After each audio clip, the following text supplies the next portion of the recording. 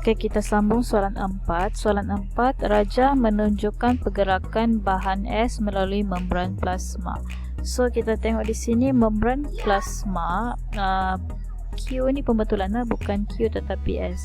Sebelum kita bincang soalan ini, kita recap balik untuk nota yang sebelum ini mengenai pergerakan merentas bahan. Okey, pengangkutan bahan merentasi membran plasma terbagi kepada dua, iaitu pengangkutan pasif dan juga pengangkutan aktif. Apa itu pengangkutan pasif? Sebagai ulangan, pengangkutan pasif berlaku apabila bahan itu mengikuti kecerunan kepekatan dan tidak memerlukan tenaga. Okey, kemudian pengangkutan aktif adalah suatu pergerakan bahan yang melawan kecerunan kepekatan dan dia memerlukan tenaga serta pembawa. Okey, jadi kita tengok pecahan pada pengangkutan pasif. Pengangkutan pasif kita tahu dia terpecah kepada 3 dan kita sudah bincang sebelum ini di mana ada kita tengok pada nota yang sebelum ini lah. Nota sebelum ini, okey, nota sebelum ini kita lihat bahan yang larut, pengangkutan bahan ni dia terpecah kepada larut lemak ataupun bahan yang tidak larut lemak. Bahan yang larut lemak ialah vitamin A, D, gliserol dan asid lemak.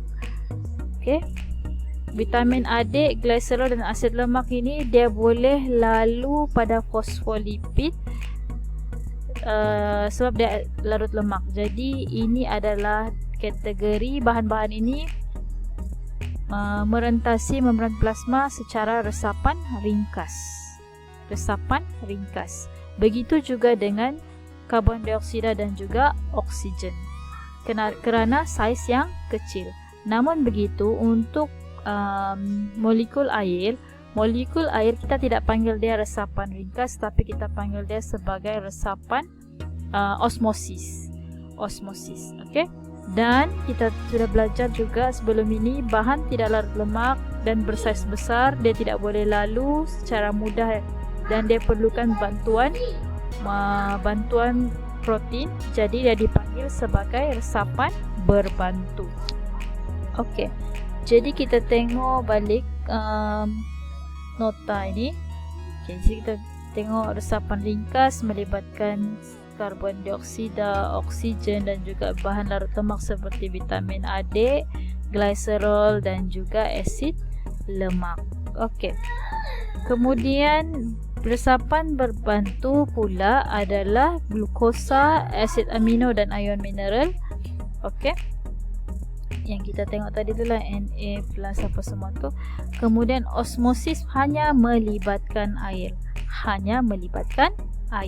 Okey. Dan seterusnya pengangkutan aktif, dia adalah bahan terlarut dalam bentuk ion atau molekul, tetapi dia tidak spesifik lah yang mana apa-apa bahan, molekul ataupun ion, asalkan kalau dia menentang keceruan kepekatan, dia dipanggil sebagai bahan yang merentas secara pengangkutan aktif. Okey. Jadi yang dalam tiga-tiga ni resapan ringkas, resapan berbantu, cikgu tidak akan huraikan lebih panjang, cuma cikgu mau tekankan tentang osmosis. Sebab osmosis ni ramai yang masih salah faham lagi. Apabila kita mau explain tentang osmosis, kita tengok pada molekul air. Okey. Sekiranya molekul air banyak, bermaksud dia vice besar, dia bertentangan. Larutan kepekatan dia rendah. Dan terbalik juga. Okey, sekejap kita kasih betul dulu ni warna. Okey, sekiranya molekul air tinggi, zat terlarut adalah rendah. Zat terlarut ni apa? Dia boleh dalam bentuk garam kah, gula kah, glukosa. Okey, dia rendah. Begitu juga kalau sebaliknya, apabila zat terlarut tinggi, jadi apa? Dia punya molekul air adalah rendah. Molekul air dia rendah. Jadi apabila kita mau cerita tentang osmosis, kita rujuk pada yang ini. Molekul air akan bergerak daripada kepekatan molekul air yang tinggi ke molekul air yang rendah. Jadi molekul air akan bergerak secara osmosis. Okey. So seterusnya untuk pengangkutan aktif yang kamu kena tahu adalah kenapa dia perlukan tenaga, kerana untuk mengubah bentuk protein pembawa. Okey, jadi kita patah balik kepada soalan dalam modul nombor 4. Okey, nombor 4 ni dia tunjuk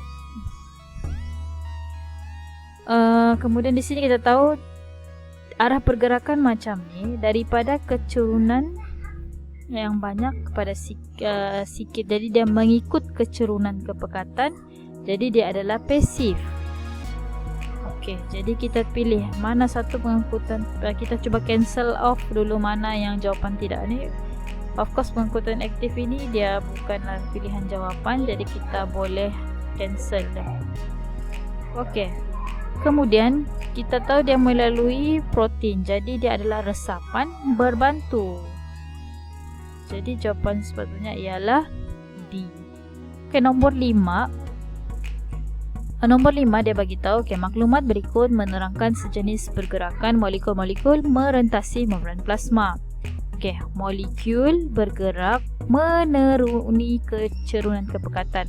So bila meneruni dia adalah pasif. Otomatik kamu kena ingat dia pasif. Kemudian di sini melalui. Okey, ini melalui ya. Melalui protein pembawa. So bila melalui protein pembawa, apa pasif dan protein pembawa? Dia adalah yang berbantu. Mengesahkan lagi ini adalah pasif apabila tidak memerlukan tenaga. Jadi dia adalah resapan berbantu. Okey, jadi kita cancel off dulu jawapan yang tidak betul, ini salah. Okey, resapan ringkas, resapan osmosis. Sebab dia tidak mention di sini pergerakan air. Air, osmosis adalah air. Dan kita tahu air dia tidak melalui protein. Jadi adalah salah ya. Nombor 6. Okey, nombor 6 kita tengok dari dia anak panah, maksudnya ini cuba masuk daripada sedikit kepada banyak. Sedikit bergerak kepada banyak. Maksudnya ini adalah pengangkutan aktif. Okey, mari kita pilih jawapan.